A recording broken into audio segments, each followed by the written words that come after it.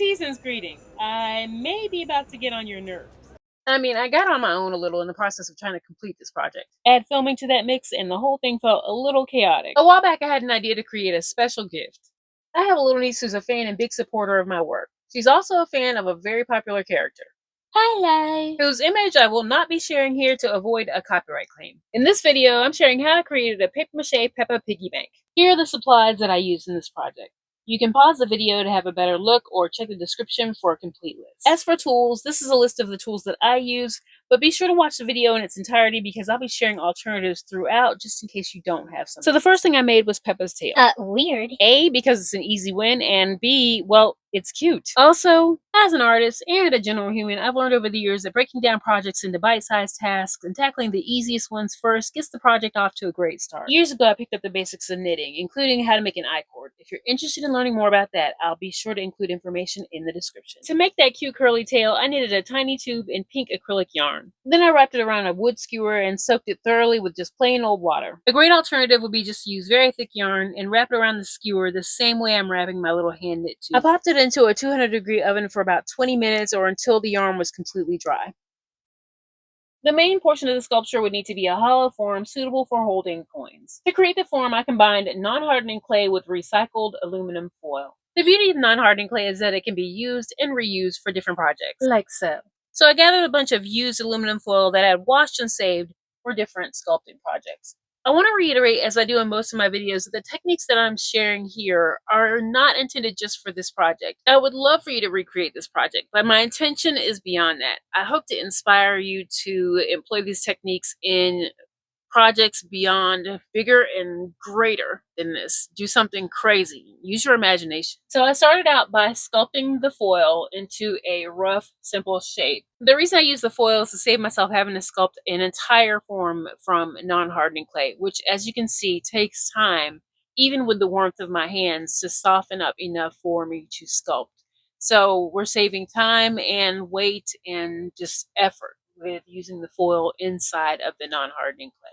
It's also great if you have a limited amount of clay to use. You start with a bigger foil sculpture and then you just sculpt the clay over the foil. And so I'm essentially rolling out the clay into about ½ inch thick sheets. Thinner if I can get them thinner. And then once I lay them over the foil shape, then I start to sort of smooth and blend them together. This non-hardening clay is the affordable craft type. So it's cheaper and mine is older, so it's not as pliable as it is when you get a brand new package, but it still works. You can still manage to work this out and smooth it together and all that good stuff. Like the tail, I'm making the limbs of this piece separately, allowing me to keep the main form very simple and straightforward. And now we're ready to go on to the next step, which is applying the paper mache. Before I applied a single strip of paper, I put on a generous coat of talcum powder. The talcum powder helps to release the clay from the hardened paper mache once it's dry. In this case, I left the bottom unfinished because I added that later. If you haven't met her before, this is Slip. It's nothing but water and white glue. I demonstrate it in many of my other videos, and I will place a link so that you can find a specific video telling you more about Slip, so you can make your own. This is what I use for my paper mache, both my strip method paper mache and when I'm making paper mache pulp or paper clay. But now it's time to apply about a cajillion layers of paper. I'm kidding. Actually, because it is going to be a hollow form, it's definitely necessary to apply at least 5 to 7 layers. 7 would be better, so that we're left with a nice hard hollow form once the clay and foil are removed. As you can see, I spent some time smoothing the paper, and now I'm going to allow it to dry. Once the yarn was completely dry on the skewer, I went ahead and removed it. Let me know in the comments, are you making any gifts for the holidays this year? That would include baking, crafts, art, anything you make by hand. I'd love to hear about it in the comments. Of course, for a project like this, you could just paint these details directly onto the body, but I had to be difficult because that's just what I do. Or maybe I just like a lot of extra details. So I grabbed some felt and some fabric glue and cut out ears, arms, and legs to attach to Peppa's body. To match Peppa's iconic, adorable outline, I cut out 2 different colors of pink felt. I did not have her exact colors on hand. I'm using felt that I had on hand. But I went ahead and used these 2 colors because they were close enough and I think they worked out just fine. Side note, I just wrote a post on my blog about something interesting that I unearthed while I was searching through my stash for these felt pieces, and it was pretty exciting. So I will link it in the description in case you're interested in reading that. As you can see, I just did simple freehand cutouts of Peppa's arms and legs with her little fingers. But if you don't feel comfortable doing that, you can use a marker to draw on the felt if you're doing a similar project or you're doing this one. And then I added the wire that I cut to insert into Peppa's legs so her legs would be posable. I intentionally decided not to add wire to the arms, but I do like the legs being posable. The day of the operation arrived. It was time to remove the clay and foil. For this, I used a utility knife. Babe, proceed with caution, because if you cut your finger off trying to do this, I'm not responsible, okay? Just take care. It's only necessary when you're cutting the paper mache off of a clay mold to cut about halfway. Because really, I'm never trying to glue or tape this whole figure back together. I'm always trying to do halfway, so I only have to tape or glue half of the figure back together. So I sliced down the back of the figure and started to pry it open and away from the clay. Yes, inside looks a mess, but you can clean that up before you tape it back together. So as I began closing the figure back up, I reshaped it a little bit, popped some areas back out. It's no big deal. It will regain its shape fairly easily. You can see all the layers here. I then set this form aside to dry and harden before proceeding to the next step. To reseal the piece, you can use things like masking tape, duct tape, E600, or like me, you can use hot glue because I just wanted to get this sealed back up fast. At this point, the piece was nice and hard and ready for me to apply additional layers to cover the seal and to cover the entire piece. Et voilà! Just a note, adding additional layers of paper mache to a dried surface like this one will not only cover the seal, but it will also help to smooth the surface further. A quick tip about slip. If your mixture is too thin like this, you may struggle to get your paper to adhere to your shape. So it needs to be a little bit thicker, at least the consistency of heavy cream. We're not going for skim milk here. It just needs to have some body to it because it won't work well if it doesn't. Again, the link to the video about slip is in the description. You might have noticed I used brown packing paper for the paper mache process. That is interchangeable with newspaper. If you don't have newspaper on hand, you can use brown packing paper or even printer paper. So I let that dry and decided I was not totally happy with the shape and size. Peppa's dress is actually a larger cone shape, so I decided I needed to go ahead and fix this.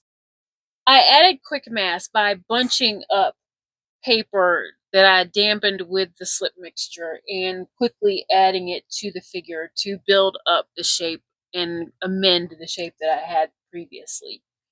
I went on to add some to the bottom as well to make it a little bit taller so that the dress the scale of the dress worked better with the size of the figure in my mind. Hey, I did tell you I was possibly going to be annoying, but hopefully the tips and tricks that I shared here are helpful and inspirational for any projects that you might attempt. Next, since the cardboard was stuck to the bottom, I went ahead and trimmed that and covered that with additional paper mache. That was actually just a happy accident. It's a step I've done before intentionally, but I really didn't plan it out for this specific project, but it worked out.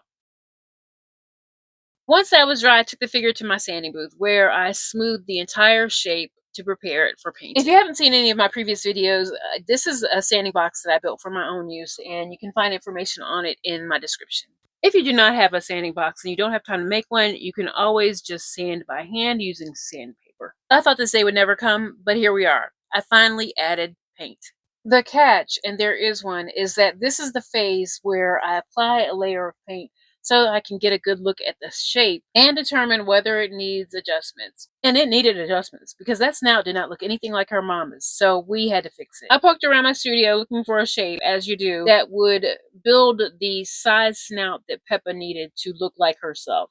And this is what I came up with.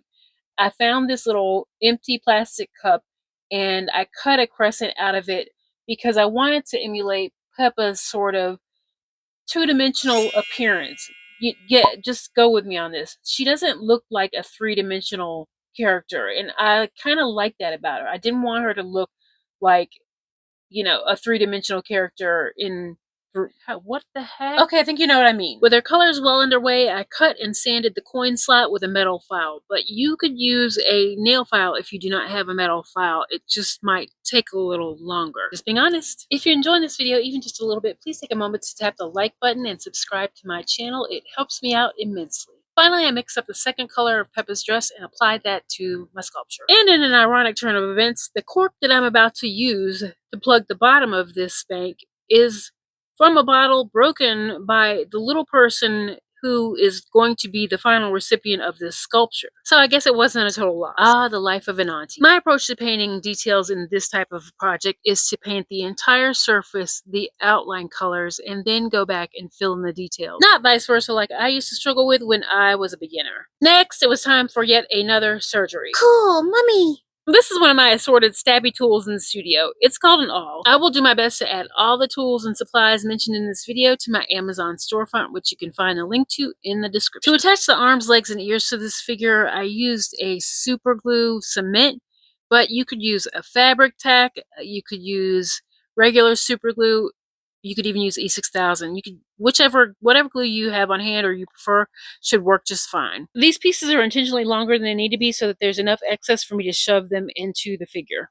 This step is optional, but if you're attaching fabric or textile elements to your sculpture, you'll want to cover them with tape or plastic wrap so that you'll be able to seal the painted portions when you're done painting and without damaging your fabric areas. You'll find several of my recommended sealing products in the Studio Staples list on my Amazon store. Look away because I was just literally, I was stabbing Peppa in the head to get these ears in, but I got it done. Next, the legs had to be trimmed down before attaching them to the body, so I trimmed some of the felt away, being careful not to cut the wire. I used this little dollar store tool, I don't even know what this is called, to punch 2 holes at the base of Peppa's body. I applied some glue, and then I inserted the wire and made sure the felt was securely attached as well. Finally, I was ready to attach the arms, but I initially only cut 1 layer, and in hindsight, I knew my niece would have those arms torn off in a week, so I decided to go back and reinforce them with a second layer before attaching them to the body. In case you're wondering, this is not a pattern. It was not a project that I saw online.